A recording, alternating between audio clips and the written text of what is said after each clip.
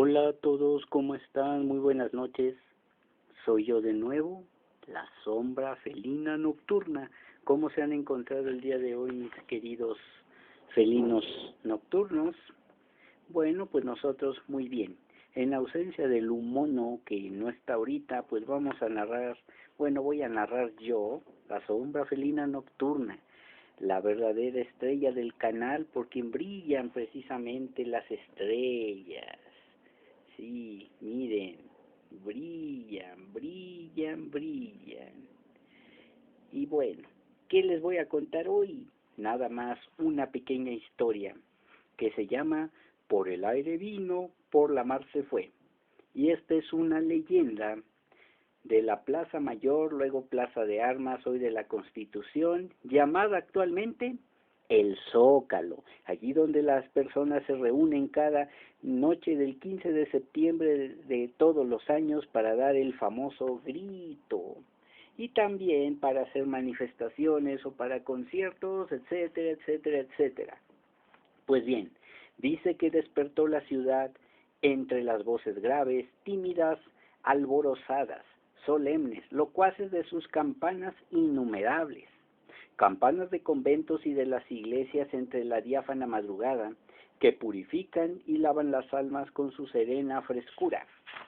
Las gentes iban y venían afanosas por la llamada Plaza Mayor. Iban a misa, salían de misa, por el ancho canal que corría por un costado del Palacio, calle del Agua, que ya no está así porque ya está, es una calle en general, y que pasaba por frente a los portales del ayuntamiento. El ayuntamiento es donde hoy despacha el jefe de gobierno, para que entendamos mejor. Para seguir por las calles de las Canoas hasta doblar por detrás del convento de San Francisco. Por ese canal venían los viejos bergantines ya con leña, ya con maíz o con la carne para el abasto, en que, bueno, pues en que tenían abierta la carnicería en una callejuela, ya sea el carnicero o aquella persona obligada que tenía pues su negocio aquí, acostado del ayuntamiento, pasado el puente de las Marquesoteras y junto a la humeante fundición o casa de moneda. Venían por el canal las lentas canoas cargadas de verduras, rebosantes de flores y con la melosa canturia de los indios, que proponían sus mercaderías mirando con ojos dóciles y tristes. Junto al padre se bamboleaba, remeciéndose suave, la chalupa pintada por la fuerza, con fresca policromía de batea michoacana, y su interior suavizado con forro y cojines de damasco y con blandas catalufas, y en la que era llevado el virrey hasta las mismas puertas del Coliseo las noches de función. ¿Sabrá a qué se refieren actualmente eso con el llamado del Coliseo, puesto que muchas cosas ya no existen? En fin, y acuérdense que en la lotería nacional, en el juego, hay una mujer que va en una chalupa. Pues así imagínense que iban llegando las personas. Bueno, pues la multitud que se resolvía por la plaza bajo la gustosa templanza del sol y preocupada como andaba con sus diarios afanes, no había reparado en un soldado que con arcabuz al hombro y ojos azorados iba de un lado para otro, y de tiempo en tiempo atajaba a alguno dándole el largo y sonoro ¿quién vive? Y después seguía derramando el extraño asombro de sus ojos por todo el ámbito de la plaza. Nadie le hacía el menor caso por creérsele un loco de apacible manía que andaba en los días en que la luna le estaba sorbiendo mucho más el seso. ¿A qué se referirá? Vamos a ver qué cosa es lo que más nos cuentan aquí. Pero de pronto, ¿qué creen? Alguien se fijó muy extrañado en su traje. Ese uniforme no lo usaban los soldados de esta tierra. La persona que primero paró se dio cuenta de él, se lo comunicó a otra persona y esta a otra y luego a otras más, y todas a la vez entendieron pronto, pues por el chisme que se regó de que andaba allí un hombre extraño con cara de espanto y un arcabuz al hombro, deteniendo a mucha gente con un extraño «¿Quién vive?». Y, al ver que no le respondían, se llenaba de azoro consternado. Pronto, en torno del extraño soldado se agitó un compacto corro. Esto es ahora sí que un grupo de chismosos que le hacían rueda, a ver qué rayos era. Los que estaban detrás hacían violentos esfuerzos para ponerse por delante, y los de las primeras filas luchaban desesperados para no perder su buen lugar y seguir viendo de cerca a aquel hombre de tan singular, ahora sí que apariencia y con cara de terror, que andaba inquieto como buscando algo, lleno de afán angustioso. A las preguntas muy repetidas de quién era, qué había perdido, con las que todos lo cercaban, dijo ser soldado de las Islas Filipinas, y que en la noche pasada, estando de guardia en una de las torres de la muralla que rodea la ciudad de Manila, o que rodeaba en ese tiempo, sintió de pronto como un desfallecimiento, en el que se le llenaron los ojos de un gran sueño, de lagañas o de lo que quieran ustedes ponerle, y que todo su ser se fue cayendo en un desmayo, y que cuando recobró su espíritu estaba en esa ancha plaza que nunca jamás había visto en su vida, y que ignoraba de qué barrio remoto era de Manila. Ajá, pues Manila solo los mangos aquí. Bueno, pues en jamás de los jamases había puesto en ella los pies, lo que ya le extrañaba mucho porque era viejo conocedor de todos estos andurriales y los recovecos de la ciudad, en la que hacía años vivía feliz con su mujer y su hija. Pero al asegurarle que estaba diciendo desatinos, grandes desatinos, pues no se hallaba en Manila como él creía, sino en México, capital de la Nueva España, se quedó el hombre atónito, así como loquito, pues ya no pudo hablar. Con la sorpresa empezó a jurar y a perjurar con vehementes palabras que él no decía embustes, ni tampoco era loco como de fijo pensaban que no era, y que por amor de Dios rogaba que le creyesen, que en la noche del día anterior él estaba muy, muy tranquilo haciendo su cuarto de guardia en la torre de San Eligio. Bueno, pues eligió que no estuviera ahí, ¿verdad? En la muralla vieja, y que no atinaba a explicarse cómo le decían ahora que andaba por México.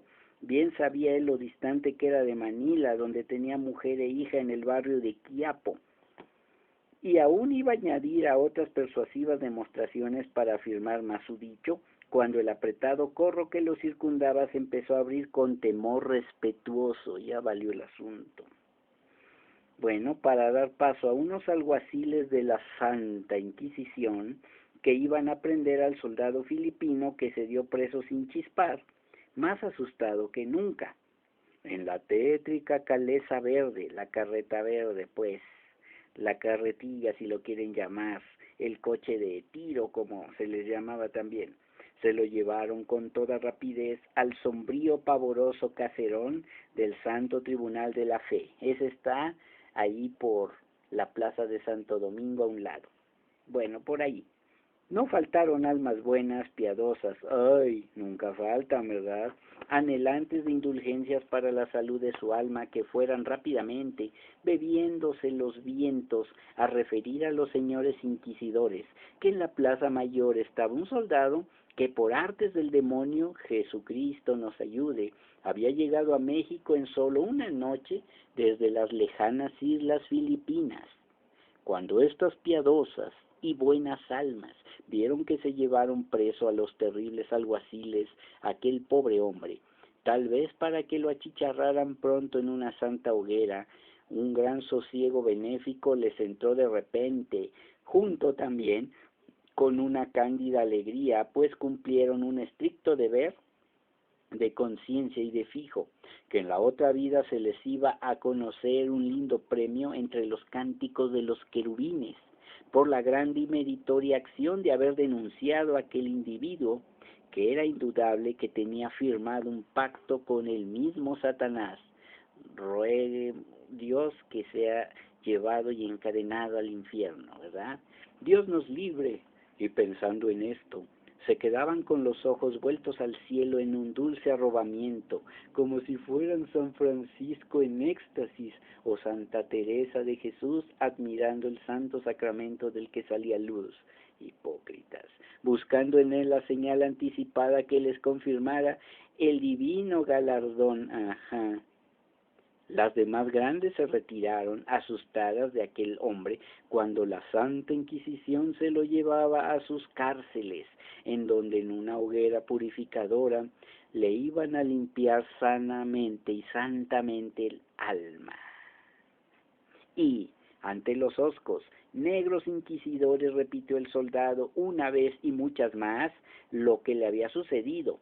Y además dijo que el 17 de ese mes, era octubre de 1593, había salido del puerto de Cavite el gobernador de las Filipinas, don Gómez Pérez Desmariñas, con 8 galeras llenas de soldados, dizque auxiliar al rey de Camboya, o Camboya, quien le acababa de mandar una embajada con ricos regalos. Regalos, regalos a cuantos hombres buenos han hecho ustedes malos, ¿verdad? Pidiéndole auxilio contra el rey de Siam. Bueno, de ahí vienen los gatos siameses y ese es lo que ahora llamaríamos Tailandia. Bueno, que se aprestaba a invadirle su reino. Si bien se supo en Manila que el solícito gobernador no iba en socorro de su aliado, ni mucho menos, ¿verdad?, sino a conquistar Maluco para España, pero que obligara a la galera capitana por vientos contrarios a abandonar el resto de la armada, llegó a Punta Azufre de arribada forzosa, o sea, porque no le quedó de otra. Y allí se sublevó la tripulación, que era de chinos, miren nada más. Y como estos chinos eran muchos, vencieron pronto a los españoles y degollaron después a los que salieron con la vida del sangriento combate. Eran venerables religiosos y personas de distinguida calidad con arraigo en Manila, todos los que perecieron y que formaban el acompañamiento del gobernador Desmariñas, a quien un desaforado grupo de aquellos le abrió la cabeza hasta el cuello de un formidable golpe de machete, que dicen en su lengua, y echando los cadáveres al agua, se fueron los sublevados mar adentro con la galera, vestidos ya de blanco, celebrando un extraño y complicado rito. Que estas malas noticias andaban ese día por la ciudad y que toda Manila estaba consternada y de luto por la muerte de sus caballeros principales y de sus frailes más calificados, claros varones llenos de saber y virtudes, y que él, de guardia en la torre de San Eligio, estaba pensando con pena en la suerte que habría corrido en este desastre un alférez de su tierra, llamado Antón de Peñaranda, que a menudo lo beneficiaba, generoso, con amplias dádivas de dinero, cuando le entró el gran desfallecimiento del que ya hablamos, en la plaza que le dijeron que era la mayor de México, y a la que no supo ni cómo rayos llegó, ni cómo y cuándo se iría, si es que se iba a ir, y en la cual lo habían aprendido los alguaciles del Santo Tribunal. Esto lo refirió una y otra vez hasta el cansancio, muchas veces el pobre soldado en ese día y después en varias audiencias subsecuentes a las que fue llamado a declarar.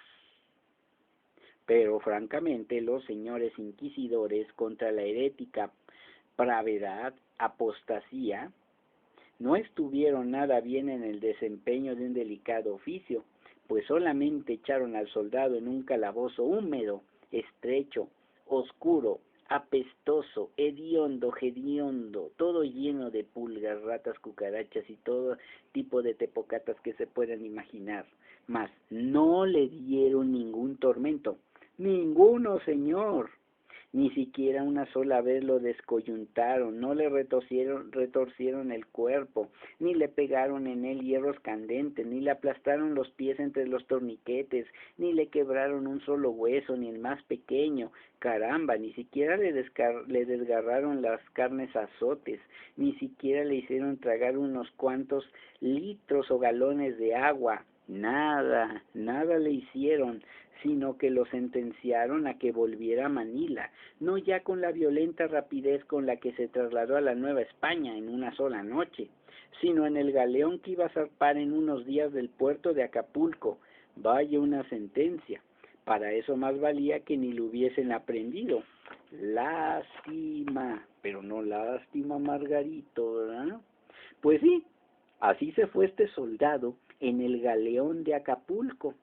Cuando regresó la nao, claro, la nao de China, pasando 8 meses largos con su maravillosa carga de sedas, jades, porcelanas, lacas, marfiles, se supo en México, por cartas y papeles impresos, que el gobernador de las Islas Filipinas, de don Gómez Pérez das Mariñas, había tenido muerte airada en el mar, tal y como lo contó aquel extrañado soldado, que en la mañana del 25 de octubre del año que acababa de pasar, 1593, apareció lleno de admirado espanto con un arcabuz al hombro en la Plaza Mayor, dando largos «¿Quién vive?».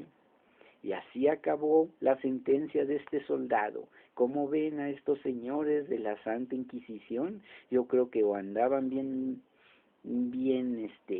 ya no lo digo, ¿verdad? Bien droguetes o bien fumados, bien servidos, porque no le hicieron nada más que encerrarlo en su calabozo hermoso, sin luz y lleno de cualquier porquería que se puedan ustedes imaginar. Y así este soldado es como acabó sus días. Ya la historia ya no recoge qué fue de este soldado allá en las Filipinas, ni cómo fue recibido, pero si aquí la Santa Inquisición, que era de lo peor, no le hizo nada, menos allá le pudieron haber hecho algo. ¿Cómo ven, mis queridos felinos nocturnos? Esta es otra versión que ya habíamos contado, pero pues vamos a seguir con la última. Si quieren que sigamos con la última, es la más chiquita de todas. Y esta sí se refiere a lo que la religión todavía en ese tiempo dominante, la religión católica, pues nos viene marcando como la historia del primer santo mexicano. Sí, señores, este santo del que vamos a hablar es mexicano. Tal vez ya no sea muy famoso, pero en la Catedral Metropolitana de México se tiene allí, pues, un altar para él solito, nada más, ¿verdad? Estamos hablando de ¿quién? De San Felipe de Jesús. Y la historia se llama la higuera de San Felipe. Esta es una tradición de la calle de San Felipe de Jesús, que ahora es la tercera calle de Regina, allá cercano a Palacio Nacional. ¿Sí? No había nadie más en el mundo, mucho más alborotador, más inquieto y más travieso, más pendenciero, o sea, peleador, así que de cualquier cosa te rompía la cara, que Felipe de las Casas. En el Colegio Máximo de San Pedro y San Pablo no lo soportaban, ni tampoco lo soportaban en la casa de sus padres. Estos estaban siempre afligidos, llorosos por su conducta, que parecía no tener jamás compostura. No encontraban los pobres ningún remedio para que se enmendara su hijito Felipe. Jamás pudieron ponerle en razón su natural ferocidad. Ya hacía un daño y al día siguiente hacía otro peor, otro más enorme, y cada vez iba refinando más, con más sutilezas, lo perverso de su ingenio para el mal. Hasta el mismo señor de las barbas de abajo se quedaba sorprendido. Pero en fin, en su casa, muchas de sus más terribles travesuras, de sus burlas más atroces, iban a dar una pobre y paciente esclava negra. Juana Petra, de quien hablamos, era un alma ingenua, con candidez arcaica. Su sonrisa perenne mostraba lo blanco de su alma primitiva y amable. Esta buena y dócil mujer a todas horas andaba ligera y afanosa por toda la casa, de un lado para el otro, limpiando, atendiendo con alegría todos los quehaceres de esa casa. Todo lo observaba, ocurría a todo: las cosas de la cocina, la ropa blanca de los arcones y armarios, aromatizada por gruesos membrillos grandototes. Los muebles de todas las estancias conocían bien la actividad incansable de sus manos y la paz dulce de sus ojos humildes de sierva. Sabía hacer maravillosos guiados y confituras y cuidar amorosamente a los enfermos. Pues yo creo que aquí la santa debería haber sido ella. Pero Juana Petra, sonriente, mansa, mirando siempre con suave bondad, soportaba todo lo que le hacía Felipe, y alzando los brazos por encima de la cabeza, con los ojos vueltos al cielo, exclamaba: «Felipillo santo, cuando la higuera reverdezca», como teniendo por imposible la corrección del muchacho bullanguero perverso. ¿Y por qué decía ella eso? Porque esta higuera de que hablaba Juana Petra era una higuera vieja, retorcida, nudosa, que estaba seca. Muchas veces se pensó en arrancarla, hacer la leña, echarla al fogón de la cocina, pero aunque esto se quiso hacer en muchas ocasiones, esto no se llegó a realizar nunca y la higuera seguía allí, en su rincón, caduca, enmarañada, inservible, seca, muerta, etcétera, etcétera.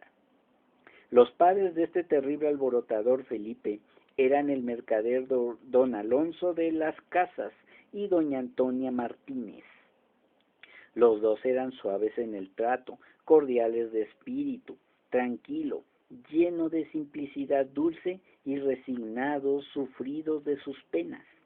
Penas constantes que les ponía en el sosiego de sus vidas simples su hijo Felipe, cada vez con más ímpetus para lo malo. No le valían consejos a Felipe, ni tampoco le valían castigos. Don Alonso y doña Antonia le hacían constantes súplicas y promesas a los santos para que hicieran bueno a su hijo, ganándole el alma y le pusieran fin a su maldad.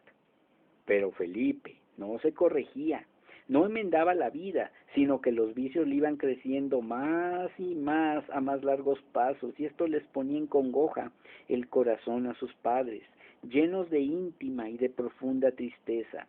Oían el constante presagio de la esclava que ya habíamos visto: «Felipillo santo, cuando la higuera reverdezca». Vaya, cómo se ve que el alma humana era bien conocida por ella. Pues bien, dejó el colegio máximo de San Pedro y San Pablo. Yo creo que hasta veladoras le pusieron: «Ay, ya se fue, que no regrese más». Y se dedicó a una vida desenfrenada, vertiginosa y excesiva, aumentando día a día sus más mil males siniestros, que cada vez le tornaban el alma más negra que un carbón. Sí, carbón de ese para poner en el anafre, no dije otra cosa. Y a todo paso se la despeñaban hacia el infierno. Bueno, ya lo tenía bien ganado. Pero una buena mañana volvió de presto sobre sí y empezó a dolerse de pecar tanto. Cayó en la cuenta de todas sus maldades y clamó al cielo con lágrimas. Se alentaba a penitencia conociendo lo que había hecho y dicho. Le volvió las espaldas a la culpa y fue a dar a la Puebla de los Ángeles, al convento de los descalzos franciscanos de Santa Bárbara, con el corazón hecho pedazos de dolor y arrepentimiento, pues quería estar lejos de México, en donde espantó con sus escándalos y abominaciones. En la quietud olorosa y sedante del convento, empezó a borrar con lágrimas sus desaciertos y, haciendo frutos de cordial penitencia, puso a su alma en el camino bueno de la eterna salvación por siempre y para siempre.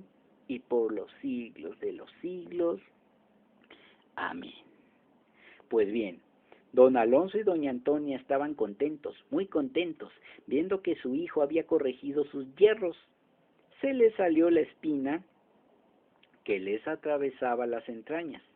Pero la negra Juana Petra, al saber la enmienda de Felipe, repetía riéndose: Felipillo santo, cuando la higuera reverdezca.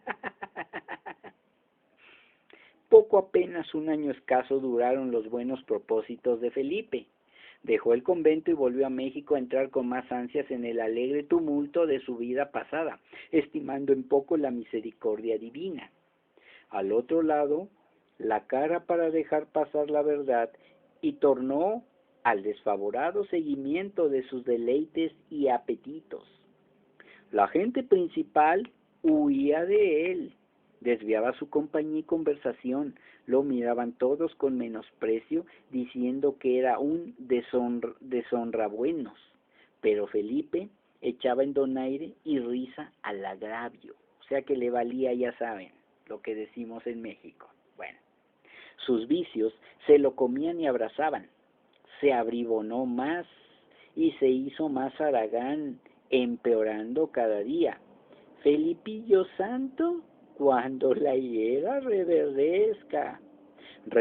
Repetía agorera la negra esclava al saber de sus maldades y sus escándalos. Provocaba, atraía así a otros con el ejemplo, les metía en las entrañas su misma ansia furiosa para el mal. Con sus ruines procederes avergonzaba la clara prosapia de sus mayores.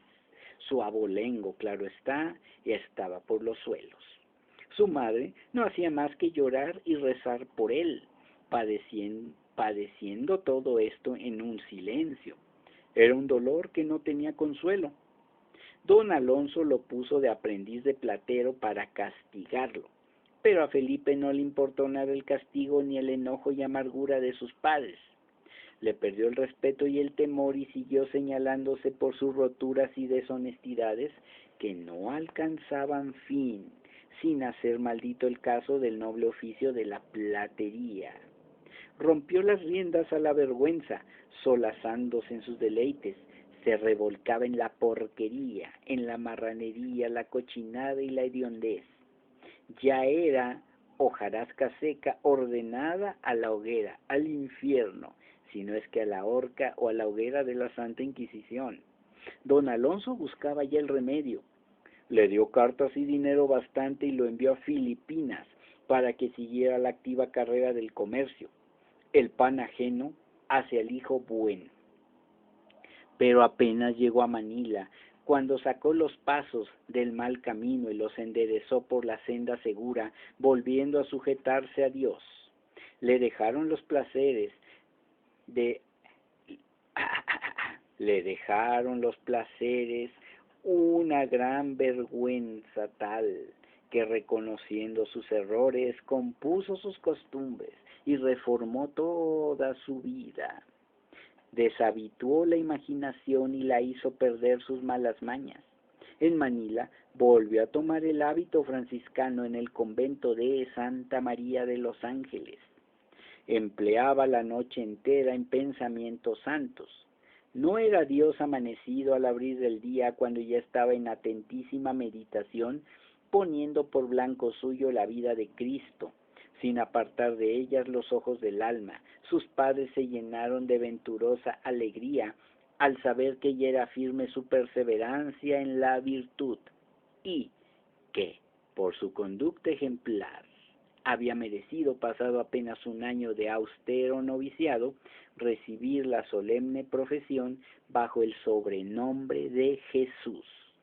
En los buenos viejos no cabía el gozo de tanto bien.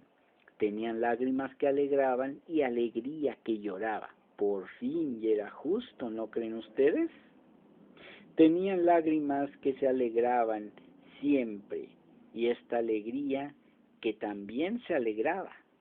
Pero completar su gran ventura deseaban don Alonso y doña Antonia, que su hijo Felipe viniese a México a ordenarse, recibir de sus manos a Dios en el sacramento, llevárselos sus manos consagradas, dijo bueno, para que entrase en sus entrañas y tomara dulce posesión de sus corazones.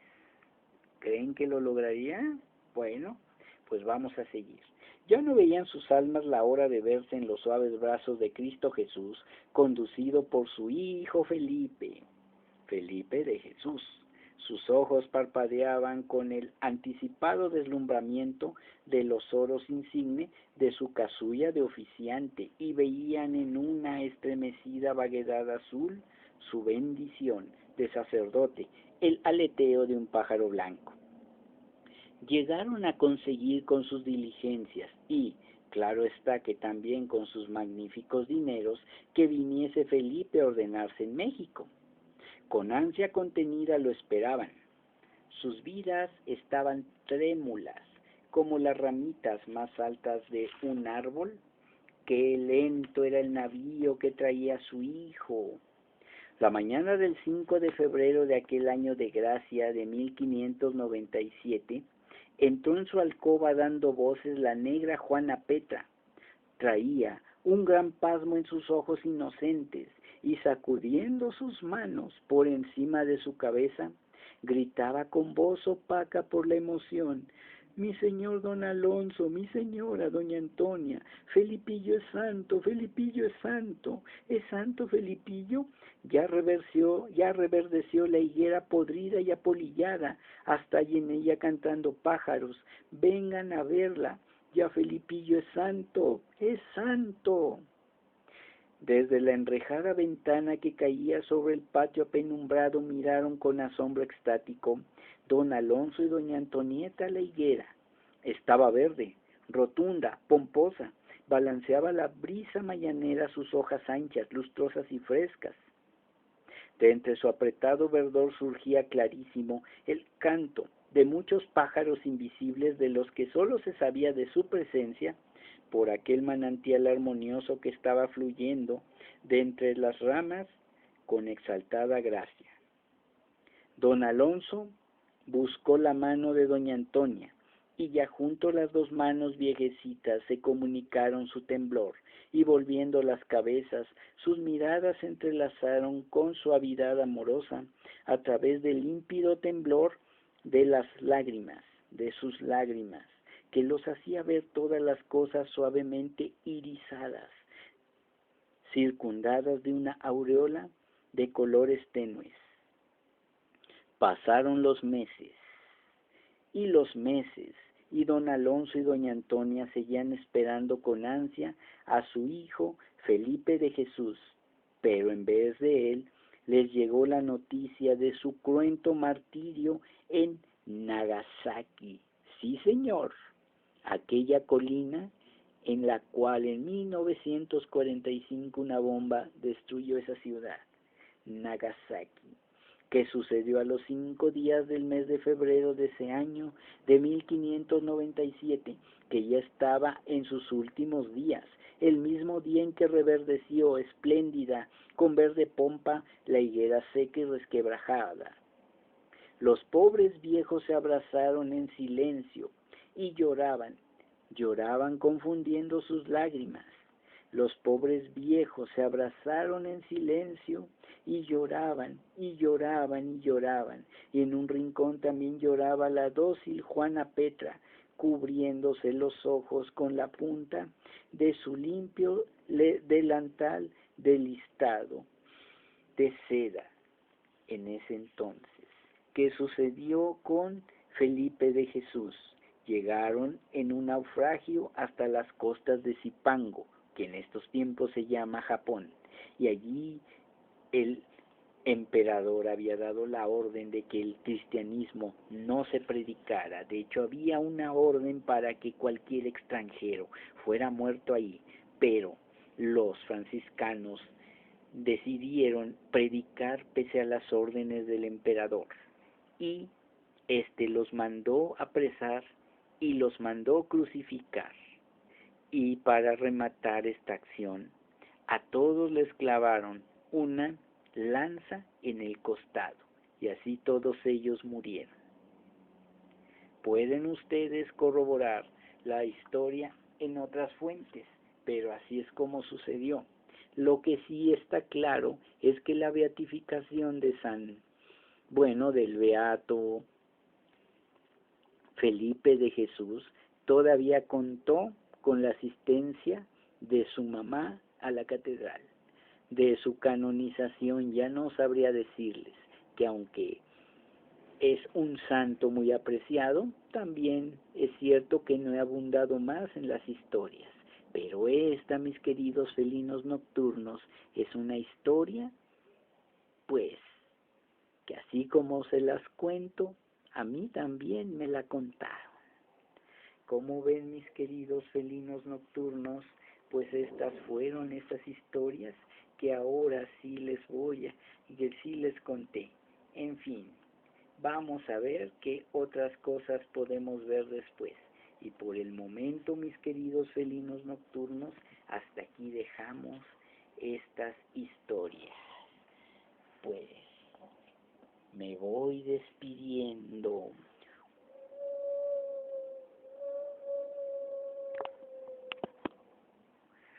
Ya cayeron las sombras de la noche y yo también ya me retiro. Hasta luego, mis queridos felinos nocturnos. Suscríbanse al canal, activen la campanita de notificaciones, denle like al video, comenten abajo en la caja de comentarios, cuenten sus experiencias y compartan el video en sus redes sociales. Sin más por el momento, yo, la sombra felina nocturna, los deja. Adiós.